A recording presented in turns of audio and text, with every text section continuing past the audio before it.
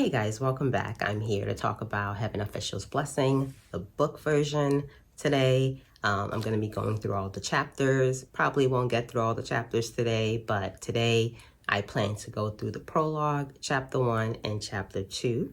But what am I here to talk about? Well, essentially, what does Heaven Official's Blessing tell us about character? What is the nature of goodness? But also, like, how pretty is that? But yeah, what is the nature of goodness? Can goodness be without consequences? Can you remain a good person in the face of constant adversity? And we get to live that experience through an amazing protagonist by the name of Shelly Ann. So what are some of the themes Heaven Official's Blessing shares with us in some of these early chapters? I would say just with the prologue, it establishes identity. That's one of the most important themes that runs through this entire volume series is who is a person, what makes a person, is what makes a person actually what makes a person. and what is the truth sort of between all of that. So identity. So with the prologue, the book immediately goes into telling and showing us who Shelly Ann is. It describes first and foremost the kingdom he's from, the kingdom of Shenla. It starts immediately describing him as its crown prince, how he's adored, how he's perfect, how all he wants to do is to fight for the common people. He literally is that crown prince that's just too good to be true, and he wants to bring peace to everyone and stop any and all conflict. And the book immediately shows us this is Shelly Ann. But just as the book introduces us to who Shelly Ann is, how adorable he is, how loved by everyone he is, it then also shows us an encounter he goes through at a very young age that impacts him, right? He is ghost hunting, or he comes across a bridge, and on that bridge there is a ghost that has eaten a bunch of travelers over the years, and it's a Riddler ghost. It asks people questions, and when they get the answer wrong, it kills them. And Shelly Ann is like, not on my watch. Not on my watch. So Shelly Ann approaches this ghost on this bridge, and the ghost asks Shelly Ann a question like, what is this place?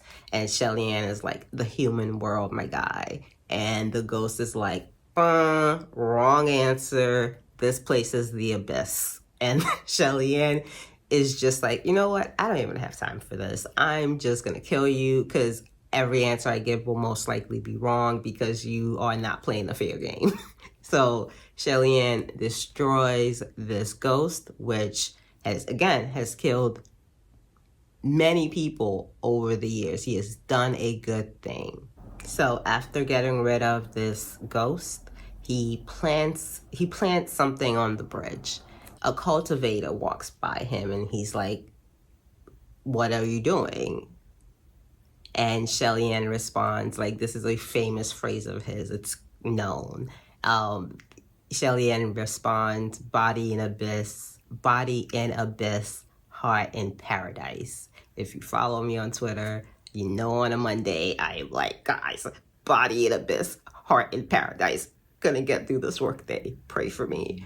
So that is the line Shelly Ann is known for. And there are way many people, way, so many people online who have interpreted that, and they'll do a good job with it. It's what it says. Your body is here on this mortal coil, but your heart is in paradise. It's in a better place. And that is what Shelly Ann tells this cultivator he's doing. And again, this ends up being a very well-known, a line that Shelly Ann in world is known for. So again, everyone loves Shelly Ann. The people love him. But now what's going on in the immortal world, right? Even the heavenly emperor at this time is like, that kid is great. That kid is going places. I like the cut of his jib, and it's just awesome. And eventually what happens? Shelly-Ann ascends to the heavens. But a couple of years later, his kingdom is going through like hard time. There's war, there's strife, everything, all of the above. And Shelly-Ann wants to go down and help his kingdom out. But as a god, you're not allowed to do that because it's like you live forever, conflicts of interest, the people you like back in the day might be the people you hate. Mostly gods don't get involved in human matters, quote unquote. Put a pin in that. But Shelly-Ann, again, he's newly ascended. This is his kingdom. These are his family, his parents, and he decides to go down and help. And that just makes everything like infinitely worse. More people start dying. Like, it's just chaos everywhere. So after he goes down, like, mind you, before he even goes down, he tells the Heavenly Emperor, he's like, I have to go help my people. I know I'm not supposed to do that, but I am gonna go. And the Emperor is like, you can't help everyone. And Shelly-Ann is like, watch me though. But he does watch him, and Shelly-Ann cannot save anyone. And like I said, the situation gets worse until the point where the kingdom falls. To the point where the people ransack the palace and just destroy all of the statues, all of their stuff, essentially. Loses everything. And when he loses everything, including 8,000 temples, like, the book at this point has also done a great job in quickly sort of showing you the currency of the immortal world. You gain your power, your strength, your prestige through sort of what you can do, but also the amount of that sounds like Twitter, the amount of followers you have. So as a crown prince that was already beloved before he ascended, once he ascended, his family was like, make temples for my son everywhere. So he had so many followers. But once the chaos came to his town, to his kingdom, and once the kingdom fell, all of that dipped. It was like the stock market just went down like a stonk. And that was the first time that Shelly-Ann knows what it is to sort of be a common person. Because again, this is someone who is, again, a good person from the get-go. But he's also been someone who grew up as a crown prince. His parents loved him, and then he ascended to godhood. But once he comes back down to help, everything gets messed up, and he loses everything. His friends abandon him. His parents die. He has no money, no followers. He just has nothing. He is at the worst he has ever been in life. And at that point, that's where the question of identity comes back, where it's like, who are you in the face of adversity? Like, it's very easy to be a good person when you have a chauffeur, when you have all your bills paid, when you have more money than you can do. But when all of that is taken away, are you still able or capable of being a good person? So with the falling of his kingdom, he is banished as punishment from the heavens. And with being banished, he also has his power sealed. So he's just like basically a regular person. He goes back to Earth, and he's a bum, to say it like explicitly. He busks, he goes through trash, that's how he gets by. This crown prince, ascended god, now has nothing, and this is how he's living his life. Like, you're just like, you know how they say how the mighty have fallen? Like, that's the vibes you get of Shelly-Ann at this moment.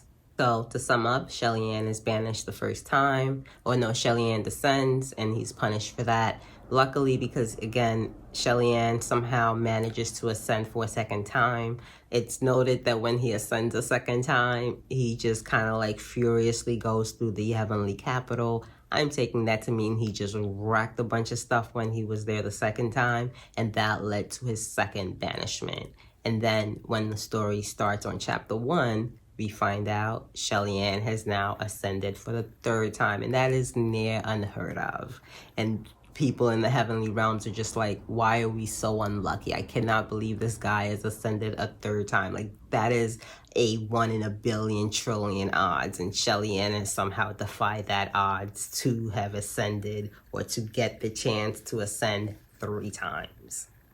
So in the prologue, we get to meet Shelly-Ann. We get to see how sweet he is, how he wants to save people, but we also get to see the downfall he goes through at the realization that he does not have the power to save everyone, let alone anyone.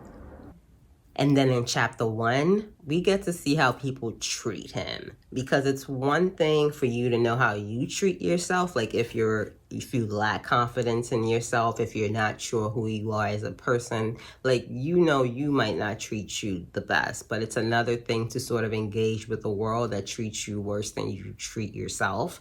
And with chapter 1, we get to see how people just kind of hold, like, he has never, like, really, he's not a bad person, right? He's just someone who ascended and then went back down and was like to help his people. Like, he was banished for a good thing. And this third time, sounds like I said third, oh my God, my lisp, sorry guys, but the third time he ascends and he goes back up, folks are like, oh, who's the new fella coming through? We got a newbie coming through. And then when they realize it's Shelly-Ann, they're like, oh my God, it's this motherfucker's back. Like, what are we gonna do?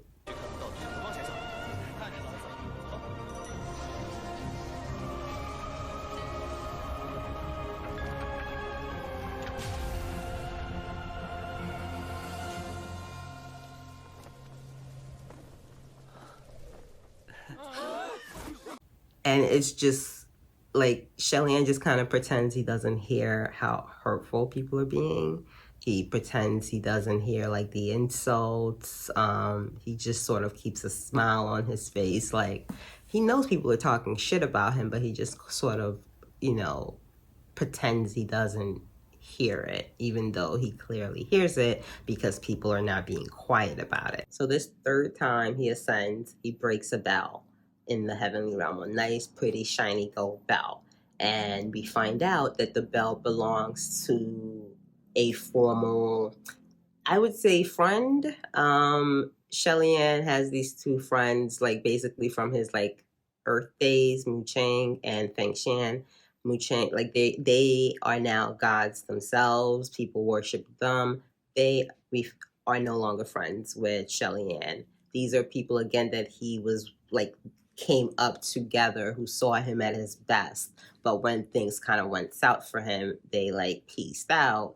And again, they themselves cultivated enough to ascend to the heavens, but Shelly-Ann was just left by himself. So we're seeing that people are talking about him in not nice ways. We are seeing that the people he came up with are embarrassed to even, like, look at him. No one wants to talk to him.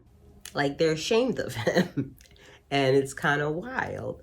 But again, like I say, what Shelly-Ann will do is put on a brave face. Like, you guys know how it is. You just got to put on your mask and get through it. That's Shelly-Ann to the T.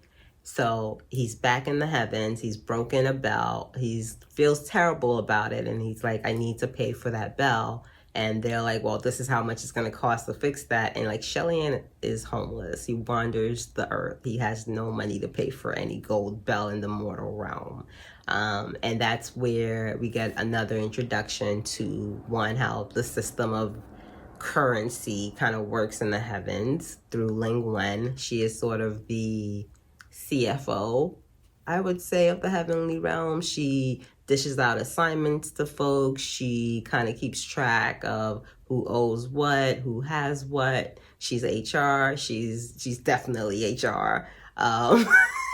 So she's like, well, this is how much the bell costs. We know you're a broke bitch. The heavenly emperor has this thing that he needs to do, but he can't. So if you do it, all the credit will go to you. So here's an opportunity, now that he's ascended a third time, to earn some money on the side. So Shelly-Ann has got a mystery to solve. He's been tasked with finding out what's going on in this place called the danmei past, supposedly a lot of like prayers or calls for action have been getting sent to the heavenly emperor, and since the heavenly emperor, it's too outside of his pay grade to handle, so Shelly-Ann's gonna take care of it. So he descends again, he goes down to earth, and that's where we see the introduction of these two new characters who go by the name Fu Yao and Nanfeng.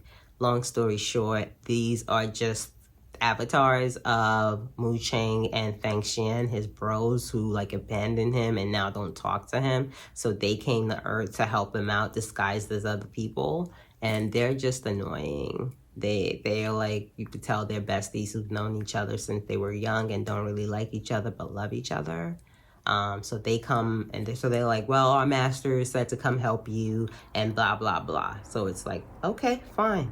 So there's this place at the Mount Yujun area where brides have been getting killed. It's happened about, I believe, 18 times. And it happens like over like maybe a century, definitely a couple of decades, to the point where it sort of impacted people's ability to get married. So because of that, a lot of wealthy people in the area were the ones praying to the heavenly emperor, because the people, so that's how like the line works, right, in this world as well, where the people with the most money, their prayers get answered first because they have capital, and then like lesser and lesser in terms of station. Oh, I love it. I love it. Okay, so before the real world starts to like creep into this a bit too much. So this is what this is what Shelly-Ann is now investigating with the help of Fu Yao and Nanfeng. Now they're all sort of traveling bros, but like in traveling together, like I don't even know how to explain it because it's sad as fuck. But essentially, again, like I said, Shelly-Ann has lived for 8 centuries, and he's basically been a homeless person, not forming any relationship, attachment, whatever, for 8 centuries.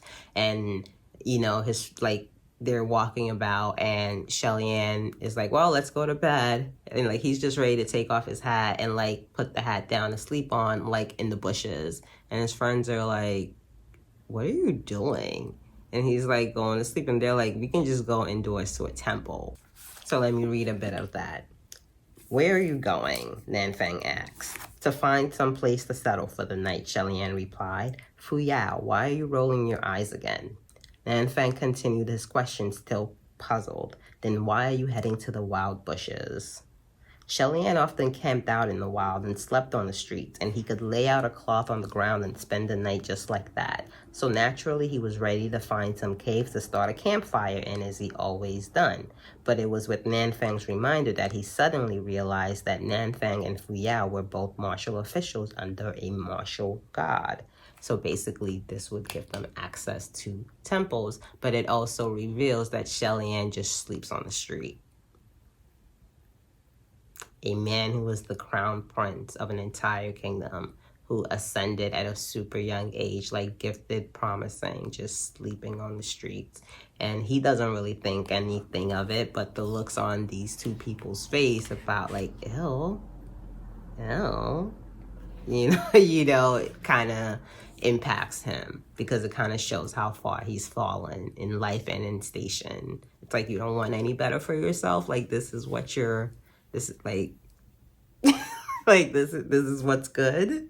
And then we also find out Shelly-Ann has like these cursed shackles that go around his wrist, his neck, and this basically locks in his powers. And this is something he's had to wear since he was banished the first time. So it just shows like you're like a prisoner of some type. You're cursed in some way. You're like, it's terrible. And you just think like, what could this person have done to earn this life? Like, how did you fuck up so bad that you're sleeping on the streets? Like, not one person wants to pray for you, wants to be there for you. Your best friends of best friends are like, we don't see you. Like, how did you get here, my God? Heavenly officials who were banished from heaven would have the mark of sin, forged by the wrath of heaven, branded onto their bodies. This brand formed a fetter that sealed spiritual powers away. never to be freed. Just like a brand on the face or chains shackling hands and feet, this was a form of punishment and a warning. It was both terrifying and humiliating. Okay, I can't say it. Humiliating. At some point, a steamed bun also falls to the floor because like Fu Yao and Nan Fang are acting stupid. I think they're fighting. They always do that. And Shelly Ann just picks up the steamed bun and he's about to eat it, and they yell at him and they're like, "Don't eat that. Ew, it fell on the floor." And Shelly Ann is like, "It's still good, 3-second rule." And again, they look at him like, "My God, you are embarrassing us. You're embarrassing yourself." And Shelly Ann is just like, okay, like it's like Shelly Ann can see that they're judging him, but they don't know and we don't know. Like this is how he lives now. Oh my God, this is terrible. Like what? Like I'm like saying all of this out loud. It's one thing when I'm like doing dishes and having these thoughts in my head that I think sound great, but then when I verbalize it, I'm just like, baby, I want to hug you. What is happening? Come, let me put you in my pocket.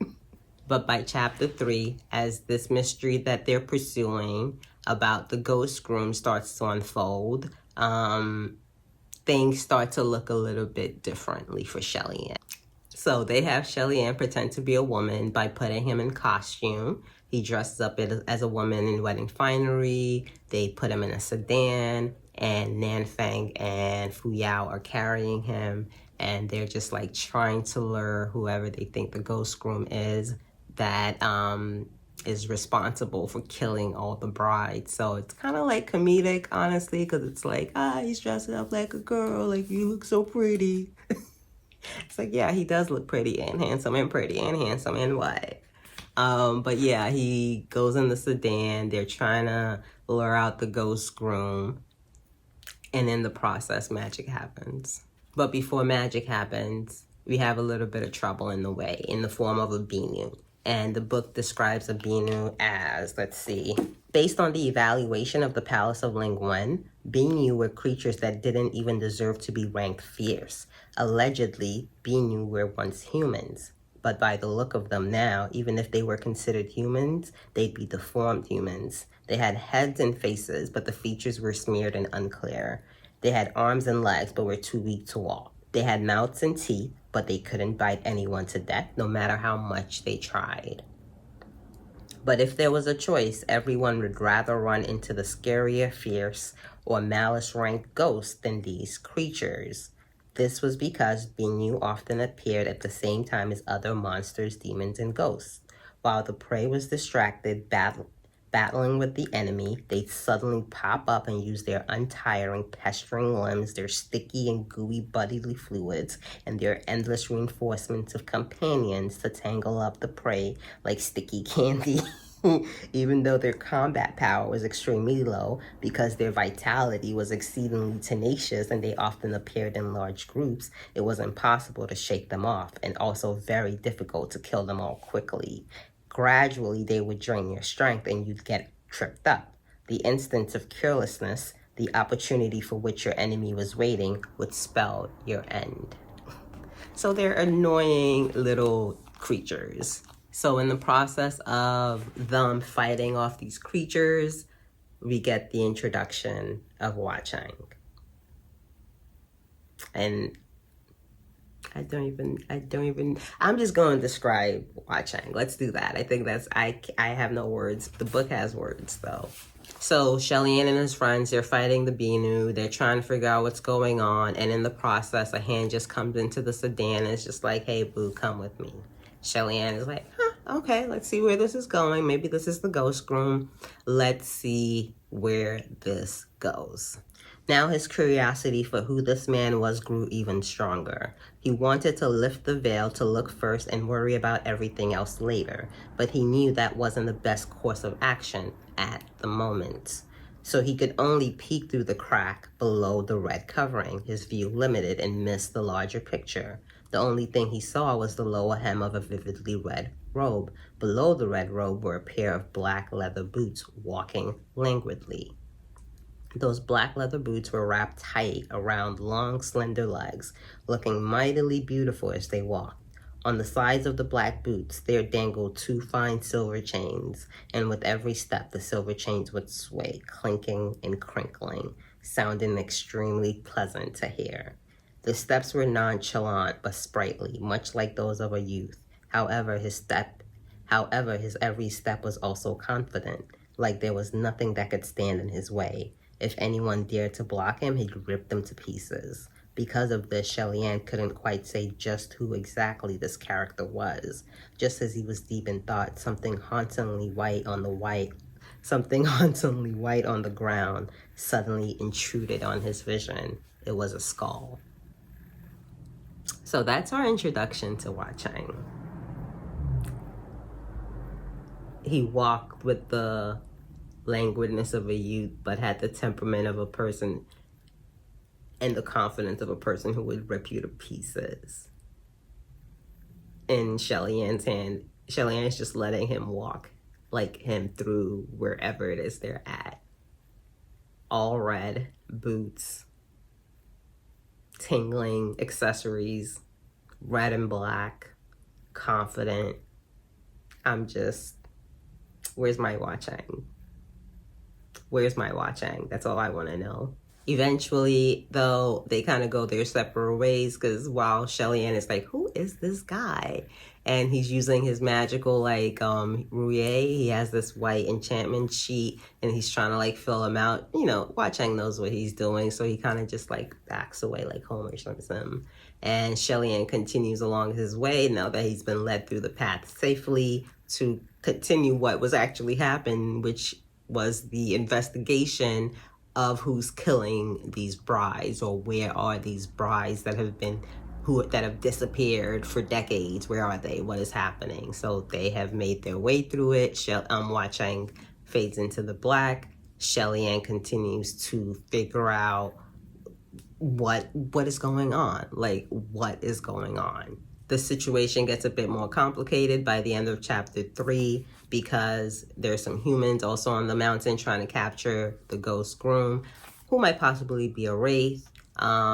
Shelly-Ann reunites with Nanfang and Fuyao, and you're just like, what is happening? So in just the prologue in 3 chapters, we're introduced to this world. We're introduced to who Shelly-Ann is as a person, to what his life has been in the last 8th century, what people think of him, and then we're immediately thrown into this world where he's now investigating something, and in that process he meets just a handsome, powerful, handsome man on his way, and you're just like, where is this going? I think this is where I'm gonna stop for today. I just love this book. Please tell me what some of your favorite points in book 1 are. What did you think of the story at this point? Fuyao and Nanfang are stupid. I know they're needed, but goddamn, they are just exhaustingly stupid. But bros for life. But yeah, the more I read this book, the more I just love it. But that's MXTX. She is a fantastic author. They are a fantastic author. It's a she. Correct me if I'm wrong. I love reading this book, and I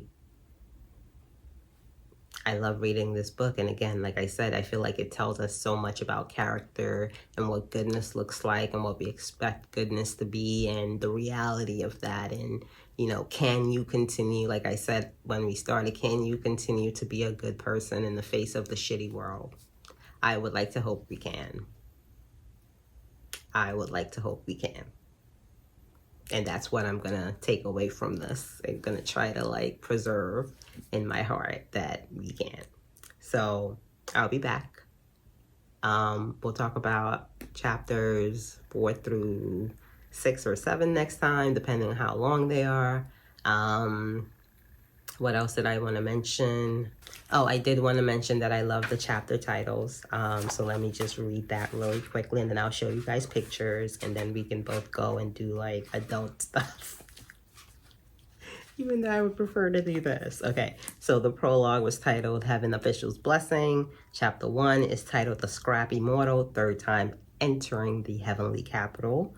Then we have 3 clowns. Night discussion on the Palace of Tremendous Masculinity, Chapter 2. I didn't go too much into that. That basically is a dick joke of a chapter. And then Chapter 3 is The Ghost Takes a Bride. The Crown Prince mounts the bridal sedan. So I love the chapter titles. Let's see, what pictures did we get for chapters 1 through 3? Not a lot. Let me flip.